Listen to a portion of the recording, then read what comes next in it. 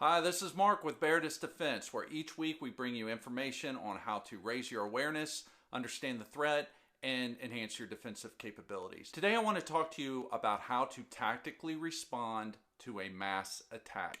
Now, when I say a mass attack, I'm talking about an active shooter event, a mass stabbing, an IED explosion, or any combination thereof. Coming off the Thanksgiving 2019 weekend, we already had 3 attacks in the West. We had a mass stabbing on the London Bridge, a stabbing attack in the Netherlands, and an active shooter event in New Orleans in which at least 10 people were injured. So on the outset, it's important to note the distinction between a mass attack and a one-on-one defensive encounter. So we're not talking about a robbery, a stick-up, a mugging. We're talking about attacks that are generated by a single or multiple assailant targeting a crowd, usually in confined, congested areas, using some type of weapon in order to stack a high body count. And so these attacks tend to be very surprising, they're very violent. It's not always easy to ascertain where the attack is coming from or if it's an attack at all. So there's been documented accounts at concerts and other public events where people mistook gunfire for firecrackers, or they thought the attack initially was part of the act itself.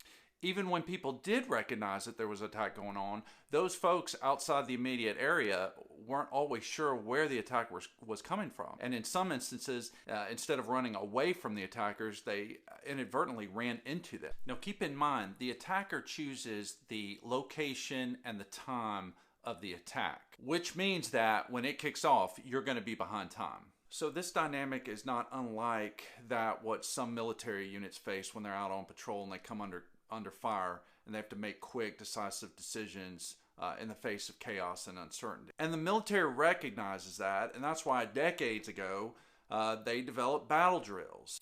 A battle drill is just a collective action rapidly executed without applying a deliberate decision-making process. In other words, these are actions we just take automatically or right off the fly without even thinking about it. So what I want to take you through is just an adaptation for the concealed carry holder of the military battle drill of react to contact that's found in FM 7-8.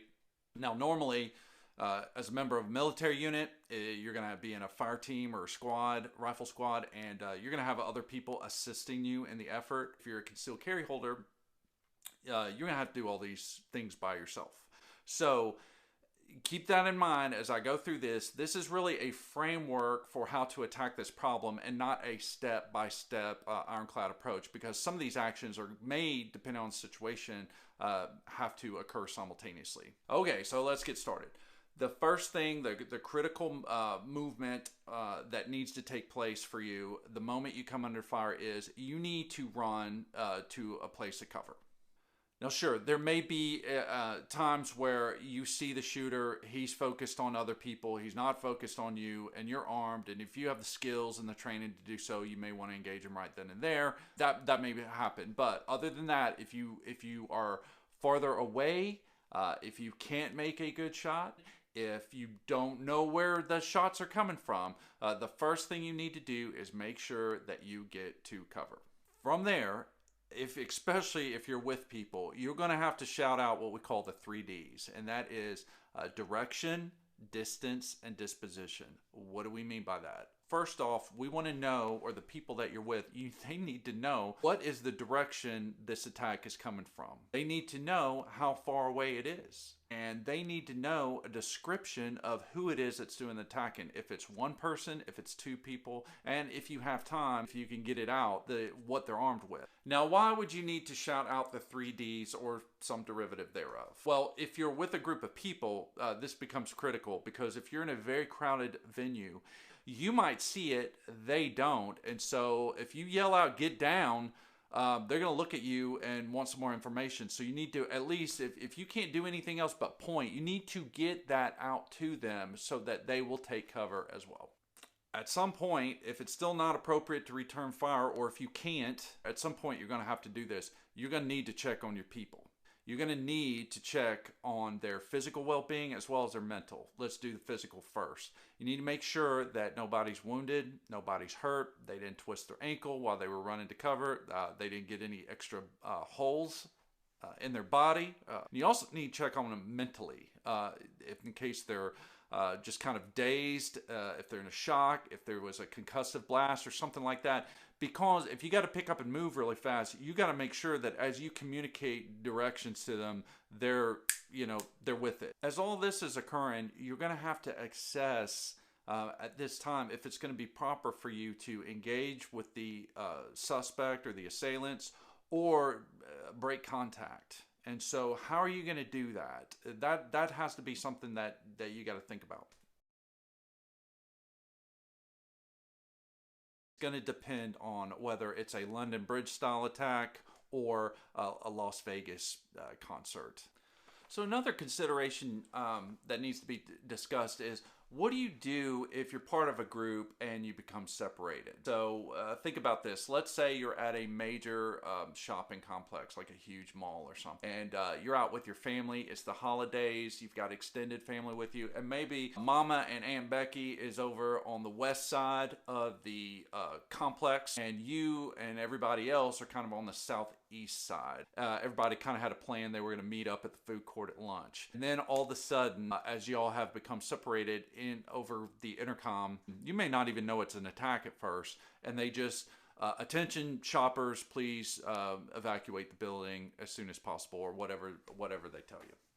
All right, so it's decision time. You're going to have to decide, especially if you think that there's been an attack or you have some indication that there is an attack that's going on. What are you going to do now with the group? Are you going to go by yourself and try to make contact with Mama and Aunt Becky? Or are you going to take someone with you from the group? Are you going to split? I mean, these are things you really do have to think about. Regardless of if you split the group further or if it's you kind of go it alone and try to establish contact with your other loved one, you need to leave some type of instruction with the group that stays behind. At a minimum, you need to communicate the following. Where are you going? Is anybody in the group going to go with you? How long are you going to be gone? What should the group do if you don't return back within your specified time frame? What happens, or what are you going to do if you can't make contact with the people that you're searching? What happens if the group that stays behind has to move, especially if there's a secondary attack or if the attack comes their way? What are they supposed to do?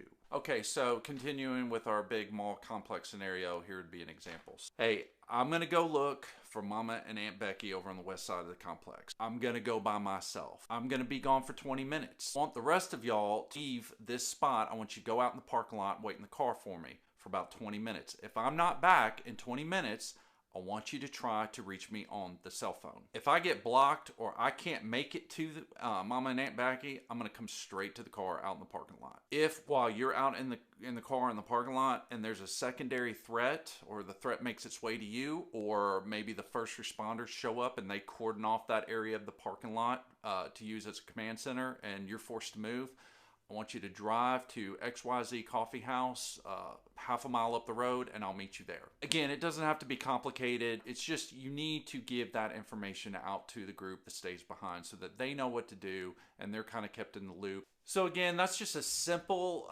kind of react to contact framework for the concealed carry holder, or the security-minded system. Just so if you're interested in learning more, head over to beardisdefense.com and link up with us there. Make sure you subscribe to this channel and hit that bell notification down there. That way you'll get alerted to the next time we upload. Until then, this is Mark with Beardis Defense. Stay sharp.